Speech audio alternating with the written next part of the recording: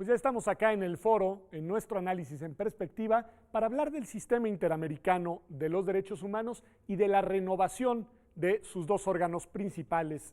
Male, pero quizá lo primero que hay que hacer es explicar, a ver, ¿qué es el sistema interamericano y cómo funciona? Si les parece, empecemos por ahí. Vale, bueno, el derecho internacional de los derechos humanos prevé, más allá de los mecanismos nacionales que puedan existir, mecanismos internacionales en casos de violaciones a los derechos humanos, para acudir a ellos, cuando los nacionales no funcionaron, digamos, ¿no? El sistema interamericano es uno de los sistemas que existen, regionales, y que compete a todos los países de la región latinoamericana, ¿no? Está integrado por dos órganos, la Comisión Interamericana y la Corte Interamericana. La Comisión es un órgano cuasi jurisdiccional y la Corte tiene funciones jurisdiccionales. Es importante nada más destacar eso que comentaba, que es un sistema supletorio de los mecanismos nacionales y solamente se puede acceder a él una vez que corrieron, digamos, los cauces del sistema, del ámbito interno, digamos, ¿no? No, me parece bien importante, okay, porque me dices, a ver, es supletorio, quiere decir, una vez que agotaste todos los recursos que internos, tenías dentro. Exactamente, puedes acudir a él. Okay. Digamos, el sistema interamericano de entrada se acude a través de la Comisión Interamericana. Digamos, las personas que viven violaciones o que padecieron una violación a uno o unos derechos pueden acudir ante la Comisión Interamericana, presentar una queja por violación a los derechos, y la Comisión Interamericana es el órgano que evalúa si se cumplen con los requisitos de admisibilidad en primera instancia, evalúa los hechos y digamos que se pronuncia, digamos, de la existencia o no de violaciones. Esto para emitir informes, digamos, emite un informe que es enviado tanto a las víctimas como al Estado o a los representantes también, de cuál fue la situación que ocurrió y digamos, si hay violaciones. En el caso de que la Corte acredite, que la Comisión acredite que hay violaciones a los derechos humanos, y el Estado no se haga cargo de esto en el ámbito de la Comisión, los casos pasan a la Corte Interamericana, que es el órgano jurisdiccional que le toca resolver efectivamente si hay violaciones a los derechos humanos y lo que tiene que ver con la reparación es, digamos, qué medidas deben tomarse para reparar las violaciones y atenderlas, ¿no? ¿Cuánto tiempo lleva un proceso de estos, Samir? Porque esto que nos describe Malena es: existe una violación de derechos humanos, se denuncia en el Estado, se agotan todos los recursos internos y si la persona o las personas que se consideran víctimas de violaciones de derechos humanos consideran que no ha sido, digamos, atendida su queja, llegan a la comisión, nos dice Magdalena, la comisión realiza una investigación, da vista al Estado y a las partes y eventualmente después se va a la Corte para que la Corte resuelva. Es un procedimiento largo, ¿no, Samir? Sí, así es. Pero, Pedro, permíteme hacer un par de precisiones iniciales, retomando lo que planteaba Malena. En primer lugar, sin duda, Malena lo decía muy bien, el sistema interamericano es subsidiario o complementario de la jurisdicción nacional de cada uno de los estados miembros de la Organización de Naciones Unidas. Pero yo quisiera retomar un referente jurisprudencial de la Corte Interamericana, en donde me parece que define muy bien el sistema interamericano, y la Corte va a decir: el sistema interamericano consta de un nivel interno de protección y de un nivel internacional subsidiario, cuyos órganos principales son la Comisión y la Corte. O sea, desde este punto de vista, el sistema también serían las instituciones nacionales. De los estados. Es un todo que sumado nos da lo que se denomina sistema interamericano, porque solemos enfatizar el sistema interamericano o circunscribir el sistema interamericano a los órganos internacionales. Y bajo esta perspectiva, incluso el concepto de subsidiariedad, los órganos internos, los recursos internos son parte del sistema interamericano en el diseño que se confirma con la propia Convención Americana sobre Derechos Humanos. Bajo ese enfoque, si uno mira un caso como el reciente de Palacio de Justicia contra Colombia, los hechos son del 85 y las sentencias del año pasado. Okay. Entonces son 30 años aprox de lo que dura un caso en resolverse. Que inicia desde dentro del Estado, considerando esta visión, digamos. O hay otros casos que pueden tener una duración mucho menor, dependiendo, digamos, de la dinámica procesal interna. Un poco la lógica de la complejidad de los casos, del alcance de las violaciones, define su duración, la importancia, los criterios de selección que tenga la Comisión Interamericana en un primer contacto y en un segundo momento la Corte Interamericana y obviamente los criterios de priorización que puedan darse en la Secretaría y las decisiones que tomen, digamos, en términos jurídico-políticos los jueces. Pero yo quisiera hacer una segunda precisión que me parece que es todavía más relevante. Se habla de subsidiariedad y yo quisiera hacer énfasis en que el sistema interamericano, así entendido como acabamos de plantear, tiene por lo menos tres dimensiones. Una, sus normas, otra, sus instituciones y otras, sus procedimientos. La subsidiariedad, en opinión de quien les habla, se predica de los procedimientos. Es incorrecto, pero además peligroso, porque las normas forman sostener parte que las todo. normas son subsidiarias. Claro. Las normas en México, en Colombia, en Argentina, en muchos países de la región, las normas interamericanas hacen parte de lo que la doctrina constitucional comparada denomina un bloque de constitucionalidad. Entonces, no solo no son subsidiarias, sino que además son normas de la máxima jerarquía normativa. Entonces, en este primer nivel de normas, no hay que mandar un mensaje equivocado, diría yo. Las normas no son subsidiarias, las normas son de aplicación obligatoria, autoejecutables. Las instituciones funcionan bajo un esquema de reparto de competencias especializadas, bajo el estándar de la norma. Y los procedimientos, esos sí se activan si no funciona el derecho interno. Entonces, en esos tres niveles, uno diría que las normas internacionales se relacionan con las normas nacionales bajo el principio de jerarquía. Las instituciones tienen unos repartos de competencias especializados internos e internacionales y los procedimientos, los internos son principales y los internacionales interamericanos son subsidiarios. Me parece muy bien, además estoy de acuerdo, creo que esa pieza nos queda bien. Hay una parte, Malena, que ustedes ya han venido delineando, tú la delineabas desde un inicio, que son sistemas regionales. Es decir, nosotros normalmente lo miramos desde la perspectiva de las particularidades y problemáticas mexicanas, pero en realidad este sistema está ahí para responder, digamos, a las quejas y para atender y para dictar directrices para toda la región. Ayúdanos a entender, digamos, en esa dimensión regional cómo opera el sistema. Retomando lo que decía Samir, de las normas que dan sentido, que fundamentan este sistema regional, hay un instrumento que se llama la Convención Americana sobre Derechos Humanos. Es un instrumento que es ratificado por México y por 25 países de la región, digamos, que establecen un catálogo de derechos y de obligaciones. Es una norma común, podríamos decir. Sí, digamos, ¿no? A partir de la reforma constitucional. Sí, común. Exactamente. Es un instrumento firmado por México y en ese sentido es un documento vinculante para este país, igual que para los países que lo han ratificado. En ese documento están reconocidos derechos y, en función de ellos, obligaciones para el Estado, que obligan a los Estados parte, digamos, a cumplir con el contenido de esta norma. También es cierto que los estados, además de firmar la convención, asumen la competencia contenciosa de la Corte Interamericana. ¿Esto qué quiere decir?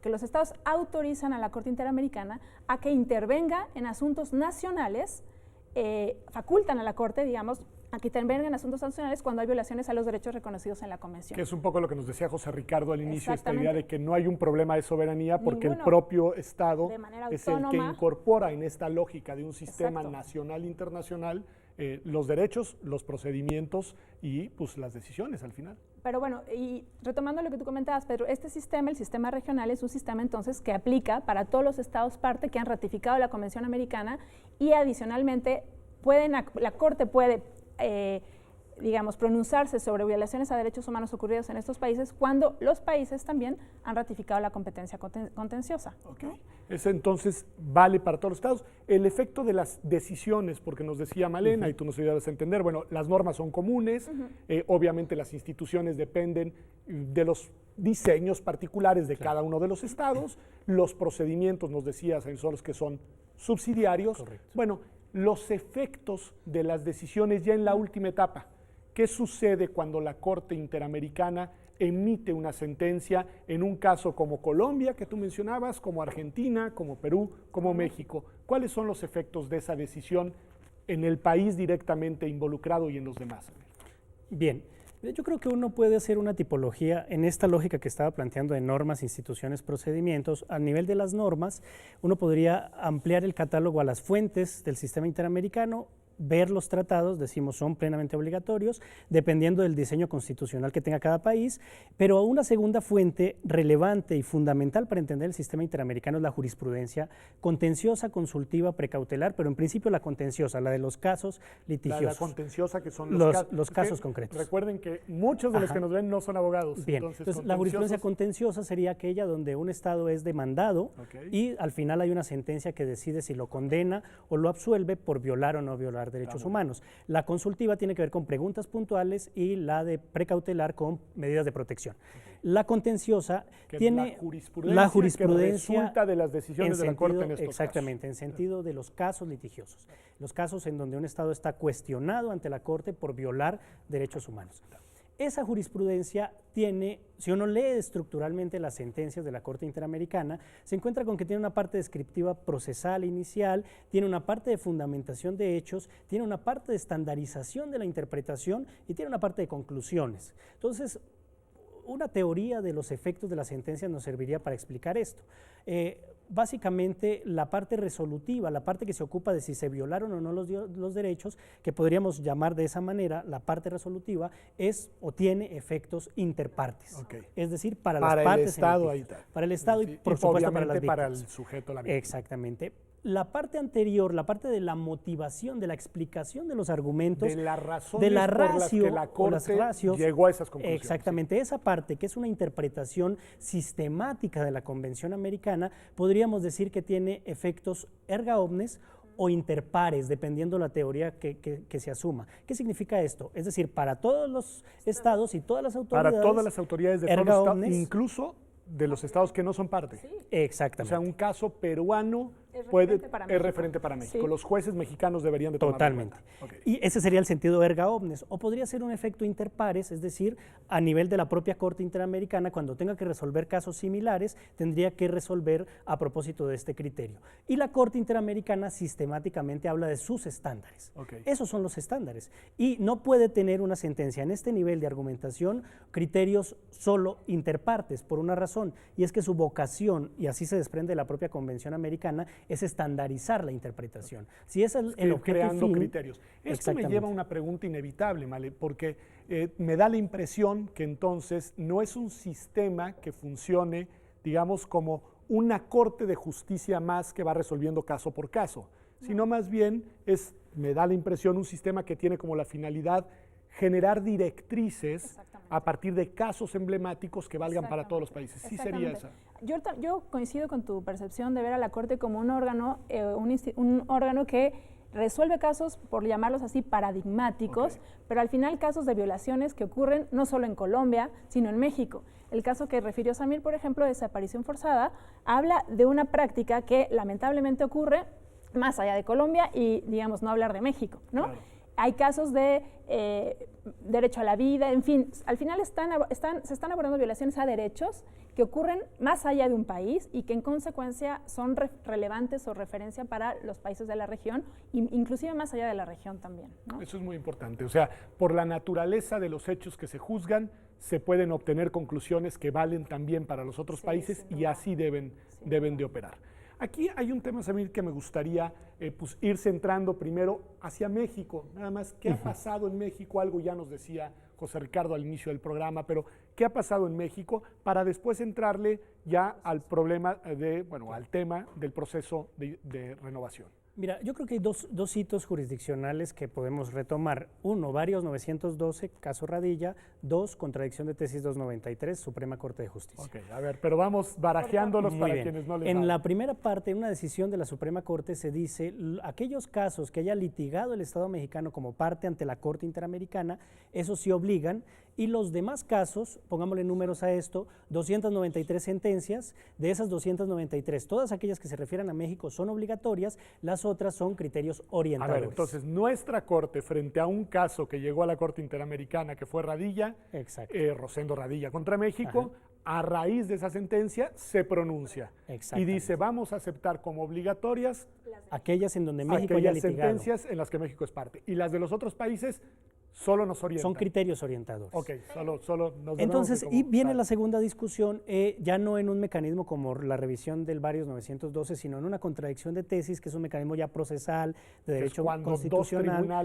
cuando Dos tribunales dicen cosas y opuestas, la Corte desempata. la Corte desempata, la Corte viene a definir con sentido de obligatoriedad la forma de entender esa contradicción, y la Corte dice, a ver, la jurisprudencia de la Corte Interamericana debe ser vinculante, no hace el ejercicio de decir que es obligatoria, pero usa la expresión vinculante, siempre que sea más favorable, aunque México no haya litigado el caso. Venga de donde venga el caso, si esa jurisprudencia brinda mayor protección a los derechos, debe de ser vinculante. Exactamente. Entonces, en números claros, las 293 sentencias que hay hoy publicadas, todas tendrían efecto vinculante en México para el juez local, el juez federal y diríamos para la Suprema Corte. Un gran reto para los jueces, Malena. Terrible. Y no solo para los jueces, Pues, también ¿cómo para que? las autoridades del Estado, porque Ok. están vinculadas no solo jueces, al final, lo que decía Samir, son estándares y directrices que aplican para todas las Para autoridades todas del las autoridades Estado. de todos los órdenes de gobierno. Sí.